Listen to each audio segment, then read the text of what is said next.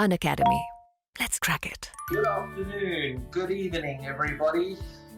Welcome to our first Unacademy session live with the man who wore the number 12 jersey for India. How could I get that wrong? For India for a very, very long time. The number 12 jersey wearer. He wore it with pride, he wore it with passion, and by goodness, didn't he make India proud? He was quite something as a player. Quite something. Mr. Yuvraj Singh will be joining us in the next minute or so, and then we'll be able to ask him a couple of questions. We'll be able to go through some stories. We'll be able to go through some highlights. We'll be able to go through some activities where you guys would be able to benefit from, hopefully, his learnings. And I tell you what, when this popped up and I started to do a little bit of research, I mean, I've seen you walk to the crease, I've seen you run to the crease, I've seen you run between wickets. Roller skating? Where on earth did roller? Mate, you've got two right feet. You don't have a left and a right. You've got two right feet. Where on earth did roller skating come from? Well, I'm sure the way you're expressing your concern about roller skating, my dad felt the same. Well, I was a young kid, and I didn't like playing in the heat for like a couple of hours. My dad had played for India, and he was kind of frustrated with his career that he didn't play for long. And I was like kind of enjoying. I was roller skating. I played a lot of tennis, and he just wanted me to play cricket. And I remember winning a under 12 tournament, and he had come to pick me up, and I showed him the gold medal. And in frustration, he threw my gold medal and skates outside the skating ring, and he said, "From today, you will only play one game." And that's cricket. Should you be standing on your own 2 feet and say, no, I enjoy what I do, I know what I'm good at?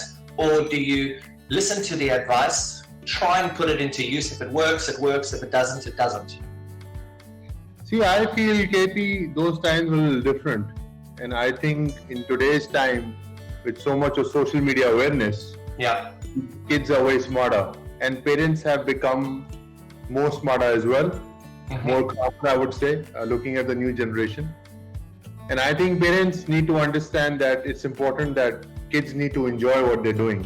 You can't be forced a child to do something. Yes, if you feel that your child is good in something, you can encourage him to do that.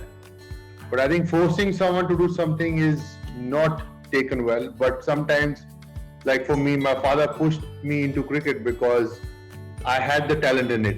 Yeah. There would have been no point. If I would have been a good skater, probably wouldn't have had such a amazing career, because the sport is, it can't take you to different countries. It's a different segment. Were there any stumbling blocks? I mean, you would have resented your father's opinion to drive you in a certain direction at the start. Was it easy for you to get into the cricketing world? Were you super talented at cricket, and did it just fall into place? Well, I was actually pretty good in decent sports, most of the sports, but I think he was really hell-bent that he wanted me to live his dream. It's a completely different story. I think I have someone who's, if I'm played, international cricket, and tomorrow if I have a son, I would not really like to force him to play cricket. I would, encourage him to do what he wants, but really focus on what he wants to do.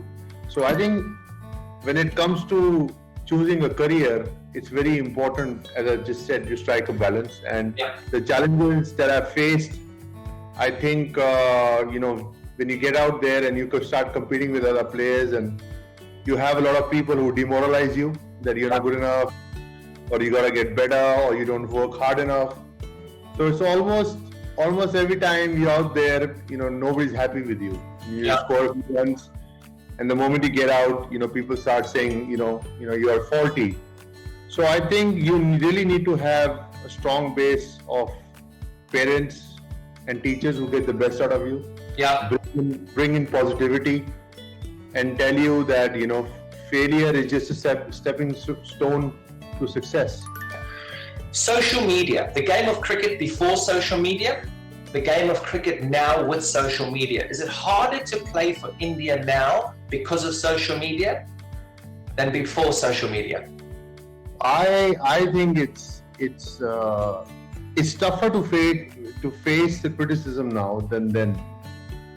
I felt in those times when there was no IPL and there was not any social media and people could not notice you while you were playing, it was harder to play for India then, because you had to go through under 19s and first class cricket and then come play for India.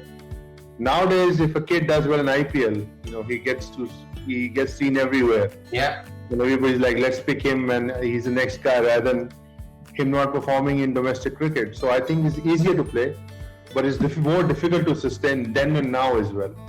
Yeah. I just feel the criticism has increased a lot because with the media channels and with social media, where one story used to come out about cricket, now there are 150 articles of one cricket match. Where did number 12 come from? Born 12 December, 12th of the 12th day, sector 12 o'clock in the afternoon. Okay. Or 12. Was there anybody away from cricket who inspired you to be the person that you are? Well, I actually, as I said, looking at my seniors, I was really trying to follow that, be like them, talk like them.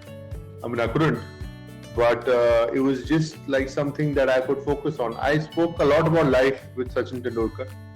I felt his inputs were very valid in my life off the field as well. Every time I was in a fix, I would always call him and take some direction from him, what to say and what not to say, and how to deal with things, how to deal with failures, because he's probably seen it all. The only match, or the one match that you would want to play again? I would like to play a World Cup game against England in 2009. We lost at Lords. The T20? Yeah, we were chasing 150 and I was just walking to batter number 4 and the coach and captain told me to wait. And when I came back from the rope, Jadeja walked into bat. What? Yeah. So Jadeja batted at number 4 and I batted at number 5. I don't know. You should have a look at that game. And I know I got about 70 regulation. I just whacked India everywhere. Yeah, mate, you always get runs. We know that. Yeah, so I think the coach wanted me and MS to be till there till the end, and it was a big mistake on our part, and I probably want to play that game again.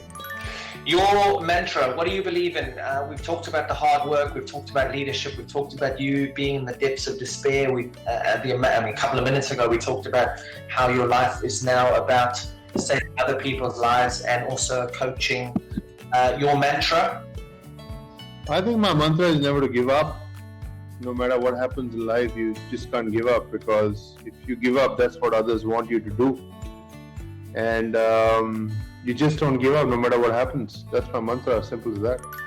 There you have it. And I mean, if you can't take that learning from somebody who was on his deathbed and fighting for his life, then you won't take it from anybody. I certainly can't add to that. Yuvik, thank you so much for being on here, buddy. It's an absolute pleasure to start off my series with you.